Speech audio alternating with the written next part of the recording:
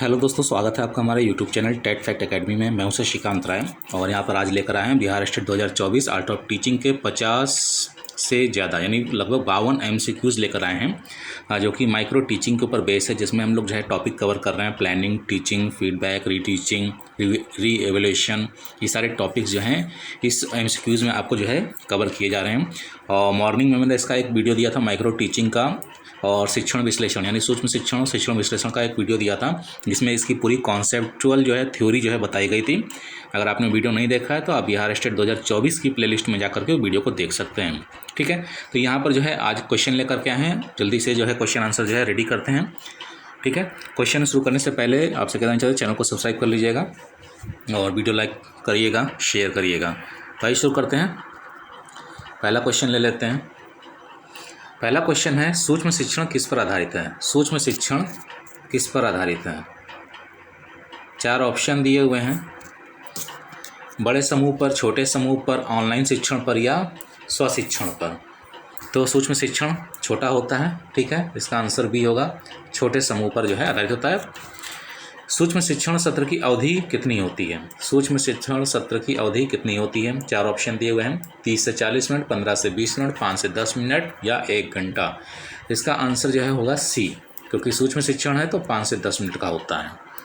Next question, सूक्ष्म शिक्षण का मुख्य उद्देश्य क्या है? 4 ऑप्शन है, छात्रों की संख्या बढ़ाना, शिक्षकों को आत्मविश्लेषण का अवसर प्रदान करना, विद्यालय के प्रदर्शन का विश्लेषण करना या परीक्षा के परिणामों में सुधार करना। क्वेश्चन नंबर 3 का जो आंसर है वो है बी।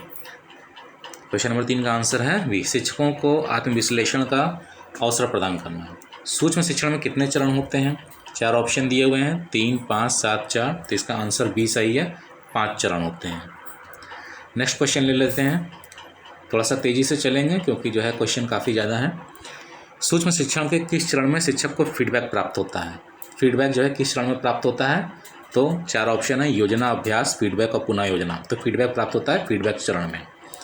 सूक्ष्म शिक्षण में शिक्षक किस पर ध्यान केंद्रित करते हैं? 4 ऑप्शन दिए हुए हैं, कई कौशलों पर एक साथ, 1 या 2 मिनट विशिष्ट कौशल पर, केवल छात्रों पर या केवल पाठ्यक्रम पर। तो थ्योरी जिसने पढ़ी है उसको पता होगा, इसका आंसर बी होगा, 1 या 2 विशिष्ट कौशल पर शिक्षक जो है ध्यान केंद्रित करते हैं।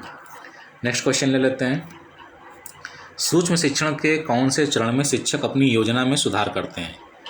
ठीक है, कौन सी योजना में कौन से सूक्ष्म शिक्षण के कौन से चरण में शिक्षक अपनी योजना में सुधार करते हैं? 4 ऑप्शन है, योजना, अभ्यास, फीडबैक या पुनः योजना। तो इसका आंसर डी है, पुनः योजना में। सूक्ष्म शिक्षण में किस प्रकार का समूह उपयोग होता है? तो छोटा समूह उपयोग होता है, बड़ा समूह, छोटा, अकेला, ऑनलाइन। तो इसमें छोटा समूह उपयोग होता है, बी आंसर सही है। नेक्स्ट क्वेश्चन ले लेते हैं। सूक्ष्म शिक्षण का प्रमुख लाभ क्या है? 4 ऑप्शन दिए हुए हैं, शिक्षण सामग्री की वृद्धि, शिक्षण कौशल में सुधार, पाठ्यक्रम में विविधता या स्कूलों की वित्तीय स्थिति में सुधार। तो सूक्ष्म शिक्षण में होता है शिक्षण कौशल में सुधार। इसका आंसर जो है बी सही है। सूक्ष्म शिक्षण में फीडबैक कौन देता है? 4 ऑप्शन दिए हुए हैं, फीडबैक कौन देता है? छात्र, प्रधानाचार्य, पर्यवेक्षक और साथी शिक्षक और माता पिता। तो इसका आंसर जो है सी सही है। पर्यवेक्षक और जो साथी शिक्षक होते हैं, इसके साथ कभी कभी छात्र भी। ठीक है, इसमें अगर तीनों ऑप्शन दिया होगा, छात्र, पर्यवेक्षक, साथी शिक्षक, तो वो सही होगा। तो ये लोग जो है फीडबैक देते हैं। नेक्स्ट क्वेश्चन ले लेते हैं। शिक्षण विश्लेषण का मुख्य उद्देश्य क्या है? 4 ऑप्शन दिए हुए हैं, शिक्षण की प्रभावशीलता को मापना, छात्रों की संख्या बढ़ाना, विद्यालय की वित्तीय स्थिति सुधारना या शिक्षक की वेतन वृद्धि करना। तो इसका जो आंसर है ए है, शिक्षण की प्रभावशीलता को मापना। नेक्स्ट क्वेश्चन है, शिक्षण विश्लेषण कितने चरण होते हैं? 4 ऑप्शन दिए हुए हैं, 3, 5, 7, 4। तो इसमें जो है 5 चरण होते हैं। नेक्स्ट क्वेश्चन ले लेते हैं। शिक्षण विश्लेषण के किस चरण में शिक्षण के लक्ष्यों को निर्धारण किया जाता है? 4 ऑप्शन दिए हुए हैं, लक्ष्य निर्धारण, सामग्री विश्लेषण, शिक्षण विधियों का विश्लेषण या मूल्यांकन। इसका आंसर ए है, लक्ष्य निर्धारण वाले चरण में जो है शिक्षण विश्लेषण के लक्ष्यों का निर्धारण किया जाता है। शिक्षण विश्लेषण का लाभ क्या है? 4 ऑप्शन दिए हुए हैं, शिक्षक की वित्तीय स्थिति में सुधार, प्रभावी शिक्षण, छात्रों की संख्या बढ़ाना, स्कूल के इंफ्रास्ट्रक्चर में सुधार।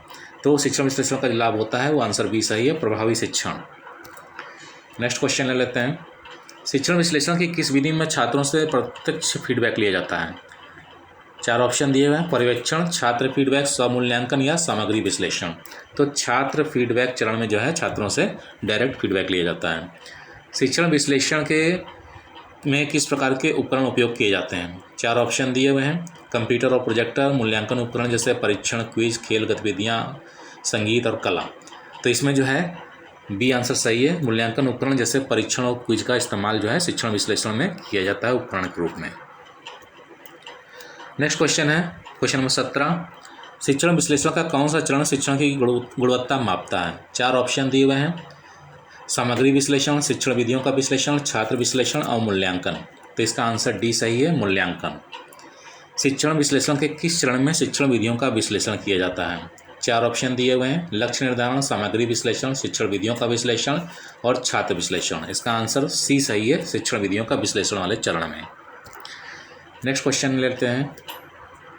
शिक्षण विश्लेषण के किस चरण में छात्रों की आवश्यकताओं का विश्लेषण किया जाता है? छात्रों की आवश्यकताओं का विश्लेषण किया जाता है। 4 ऑप्शन दिए हुए हैं। सामग्री विश्लेषण, शिक्षण विधियों का विश्लेषण, छात्र विश्लेषण या मूल्यांकन विश्लेषण। इसका आंसर जो है सी सही है, छात्र विश्लेषण। शिक्षण विश्लेषण के कौन से चरण में शिक्षण प्रक्रिया की प्रभावशीलता मापी जाती है? 4 ऑप्शन दिए हुए हैं। लक्ष्य निर्धारण, सामग्री विश्लेषण, मूल्यांकन या छात्र विश्लेषण। तो इसका आंसर है सी, मूल्यांकन। नेक्स्ट क्वेश्चन देख लेते हैं। सूक्ष्म शिक्षण और शिक्षण विश्लेषण दोनों का मुख्य उद्देश्य क्या है? सूक्ष्म शिक्षण और शिक्षण विश्लेषण दोनों का मुख्य उद्देश्य क्या है? 4 ऑप्शन दिए हैं। शिक्षण कौशल में सुधार, विद्यालय की प्रतिष्ठा बढ़ाना, छात्रों की संख्या बढ़ाना, ऑनलाइन शिक्षण को बढ़ावा देना। तो इसका आंसर है शिक्षण कौशल में सुधार। सूक्ष्म शिक्षण और शिक्षण विश्लेषण किस प्रकार के समूह पर केंद्रित होता है? 4 ऑप्शन दिए हुए हैं। बड़े समूह, छोटे समूह, व्यक्तिगत शिक्षण या ऑनलाइन समूह। तो आपको पता है छोटे समूह।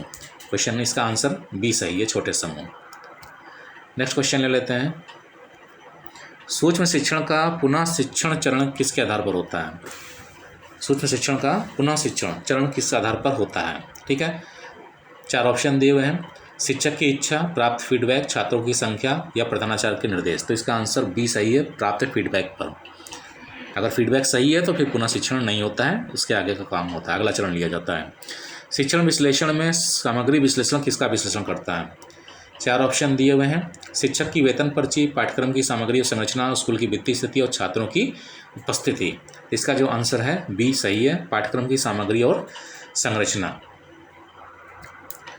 अगला आंसर क्वेश्चन ले लेते हैं। क्वेश्चन नंबर 25 है। सूक्ष्म शिक्षण के कौन से चरण में शिक्षक अपनी योजना बनाते हैं?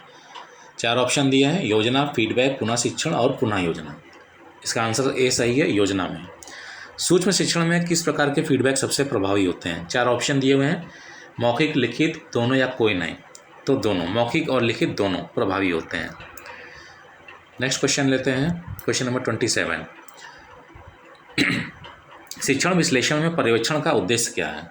3 ऑप्शन यहाँ पे दिए हुए हैं। छात्रों की संख्या गिनना, शिक्षण प्रक्रिया का मूल्यांकन या शिक्षक का वेतन निर्धारण। तो शिक्षण विश्लेषण में पर्यवेक्षण का जो उद्देश्य होता है वो आंसर बी सही है, शिक्षण प्रक्रिया का मूल्यांकन करना।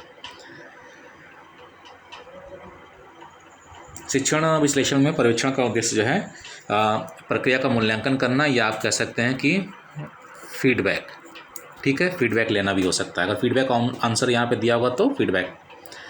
सूक्ष्म शिक्षण का मुख्य उद्देश्य क्या है? 4 ऑप्शन दिए हुए हैं। शिक्षकों की वेतन वृद्धि, शिक्षण कौशल को सुधारना, पाठ्यक्रम को संचित करना या स्कूल की प्रतिष्ठा बढ़ाना। इसका आंसर होगा बी, शिक्षण कौशल को सुधारना। Next question, question number 29। सूक्ष्म शिक्षण किस प्रकार के वातावरण में किया जाता है? 4 ऑप्शन दिए हैं। अनियंत्रित, नियंत्रित, ऑनलाइन या घर पर। इसका आंसर बी सही है, नियंत्रित वातावरण में किया जाता है। सूक्ष्म शिक्षण के कितने चरण होते हैं? ऑप्शन दिए हैं 3, 4, 5, 6। इसका आंसर सी सही है, इसके 5 चरण होते हैं। नेक्स्ट क्वेश्चन ले लेते हैं। Question number 31। सूक्ष्म शिक्षण में योजना बनाना किस चरण का हिस्सा है? 4 ऑप्शन है। पहला, दूसरा, तीसरा या चौथा। तो पहले में ही योजना बनाई जाती है। सूक्ष्म शिक्षण सत्र की अवधि कितनी होती है? 4 ऑप्शन दिए हैं। 15 से 20 मिनट, 10 से 15 मिनट, 5 से 10 मिनट या 20 से 30 मिनट। इसकी अवधि होती है 5 से 10 मिनट। आंसर सी इसका सही है। Question number 33। सूक्ष्म शिक्षण में प्रतिक्रिया किसके द्वारा दी जाती है? 4 ऑप्शन दिए हुए हैं। प्रधानाचार्य, पर्यवेक्षक, साथी शिक्षक, छात्र या माता पिता। इसका आंसर भी सही है, पर्यवेक्षक और साथी शिक्षक द्वारा फीडबैक या प्रतिक्रिया दी जाती है। सूक्ष्म शिक्षण में पुनः शिक्षण का उद्देश्य क्या है? 4 ऑप्शन दिए हैं, नए पाठ्यक्रम को पढ़ाना, प्राप्त प्रक्रिया के आधार पर सुधार करना, छात्रों की संख्या बढ़ाना या विद्यालय की रैंकिंग सुधारना। इसका आंसर बी सही है, प्राप्त प्रक्रिया के आधार पर सुधार करना। नेक्स्ट क्वेश्चन ले लेते हैं। क्वेश्चन नंबर 35 है, सूक्ष्म शिक्षण में पुनर्मूल्यांकन का मतलब क्या है? 4 ऑप्शन दिए हुए हैं, अंतिम मूल्यांकन, नए छात्रों का मूल्यांकन, शिक्षकों का वेतन निर्धारण, शिक्षकों की संख्या गिनना। तो पुनर्मूल्यांकन का मतलब होता है अंतिम मूल्यांकन। इसका आंसर ए सही है। क्वेश्चन नंबर 36, सूक्ष्म शिक्षण में शिक्षकों को किस पर ध्यान केंद्रित करना होता है? 4 ऑप्शन दिए हैं, कई शिक्षण कौशल पर, एक या दो विशिष्ट शिक्षण कौशल पर, केवल पाठ्यक्रम पर या छात्रों की उपस्थिति पर। तो इसका आंसर जो है बी सही है, एक या दो विशिष्ट कौशल पर ही इस पर ध्यान केंद्रित करना होता है। नेक्स्ट क्वेश्चन ले लेते हैं, सूक्ष्म शिक्षण में योजना का क्या महत्व है? 4 ऑप्शन दिए हैं, छात्रों की उपस्थिति सुनिश्चित करना, शिक्षण उद्देश्यों को स्पष्ट रूप से परिभाषित करना, विद्यालय की प्रतिष्ठा बढ़ाना या शिक्षकों की वेतन वृद्धि। तो इसका आंसर जो है बी सही है, शिक्षण उद्देश्य को स्पष्ट रूप से परिभाषित करना। क्वेश्चन नंबर 38 है, सूक्ष्म शिक्षण का एक प्रमुख लाभ क्या है? 4 ऑप्शन दिए हुए हैं, स्कूल की वित्तीय स्थिति में सुधार, शिक्षण कौशल में सुधार, छात्रों की संख्या बढ़ाना, ऑनलाइन शिक्षण को बढ़ावा देना। तो शिक्षण कौशल में सुधार। नेक्स्ट देख लेते हैं क्वेश्चन, सूक्ष्म शिक्षण किस प्रकार के समूह पर आधारित होता है? 4 ऑप्शन दिए हैं, बड़े समूह, छोटे समूह, ऑनलाइन समूह, व्यक्तिगत शिक्षण। इसका आंसर बी सही है, छोटे समूह पर आधारित होता है। क्वेश्चन नंबर 40 है, सूक्ष्म शिक्षण में पुनः शिक्षण किसके आधार पर होता है? 4 ऑप्शन है, छात्रों की प्रतिक्रिया, पर्यवेक्षक की प्रतिक्रिया, प्रधानाचार्य के निर्देश या सहकर्मी की प्रतिक्रिया। इसका जो आंसर सही होगा वो है बी, पर्यवेक्षक की प्रतिक्रिया पर।